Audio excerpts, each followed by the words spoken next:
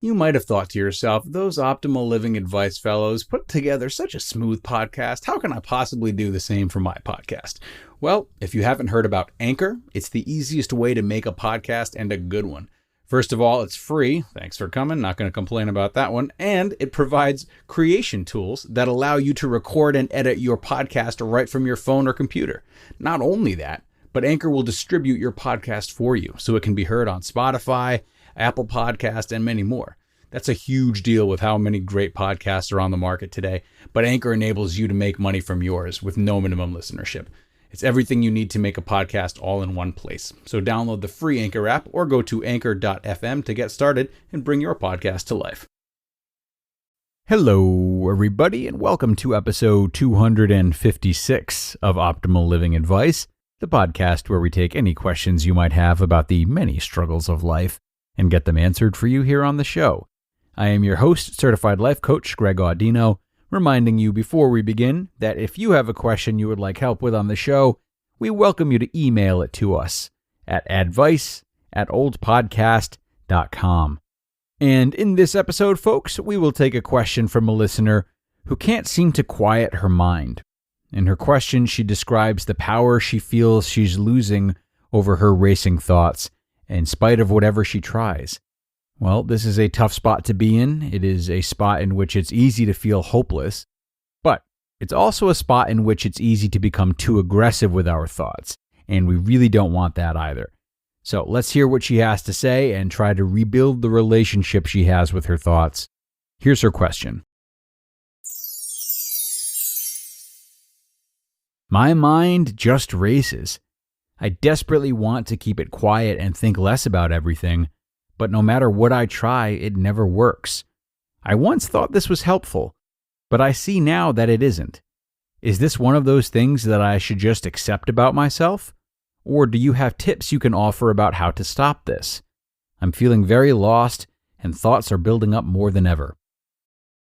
Everyone just keeps submitting questions that I really need to answer for myself first. I hope there's a sense of camaraderie in the fact that I'm going through so much of this stuff with you guys. Shucks. Okay, good question, asker. Let's see if we can break this thing down and work on it together. So, first and foremost, it's a very big and very common question to ask of oneself. Is it healthier to accept this or change this? Though asking oneself this question is a sign of some unrest, it's also a very important question to be asking in order to resolve this unrest.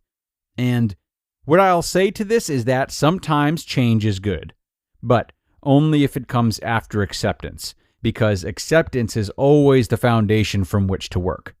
Yes, I recommend trying to accept your overthinking and anything else about yourself that may seem less than desirable, because it isn't until doing so that you can stand a good shot at initiating healthy, patient change, rather than trying to fight or shame yourself into change. That never really happens without resulting in bumps and bruises, many of which end up feeling worse than where you were at in the beginning. So you mentioned having tried a lot of things and none of them working. But if you're asking me if you should accept your overthinking, that means that you haven't yet. And based on that little formula I just listed, if you haven't yet accepted it, then you're jumping right into the tips and tricks to change without first retreating your thoughts.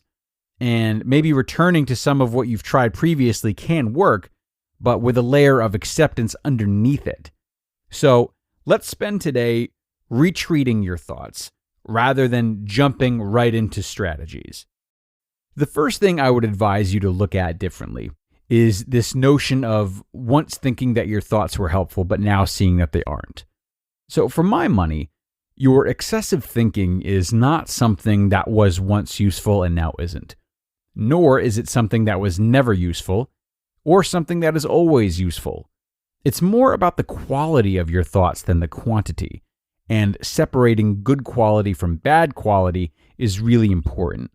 So let's turn to a scenario to paint this picture.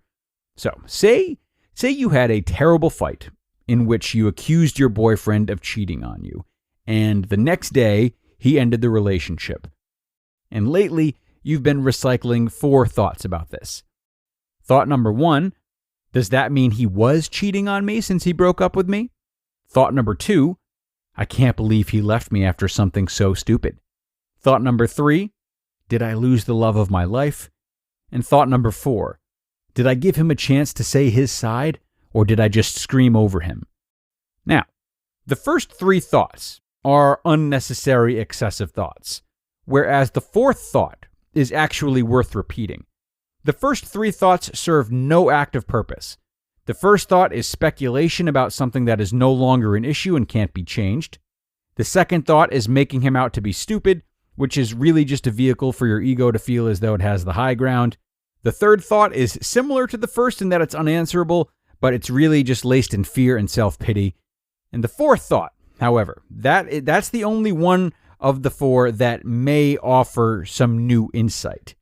You see, in that 4th thought, you're breaking things down, and you're considering how you could have done better or how someone else was feeling, and ultimately putting yourself in a position to come to some conclusions about how you could do better and better your approach next time.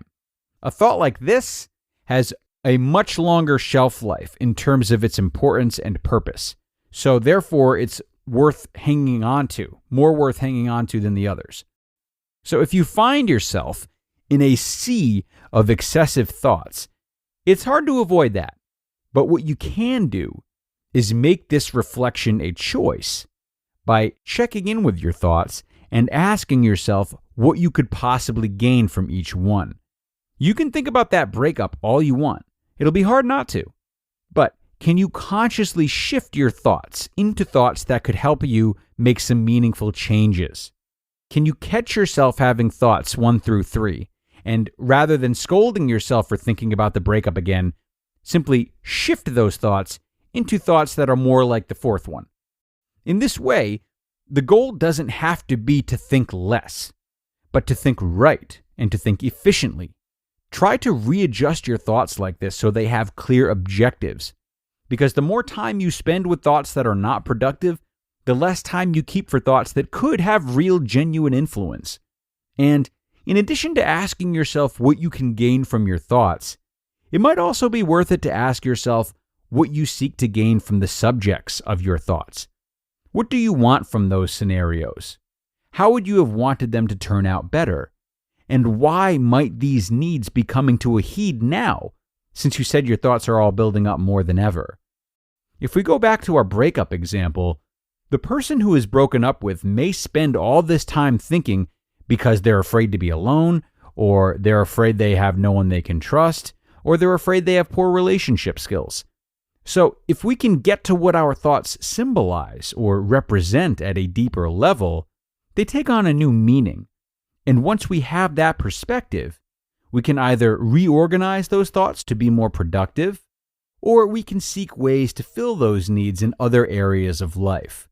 Someone who's afraid to be alone can start to practice being alone and finding ways to make it valuable time spent. Someone who is afraid they have no one they can trust can start to reconnect with family and friends, or they can go to a support group or a therapist.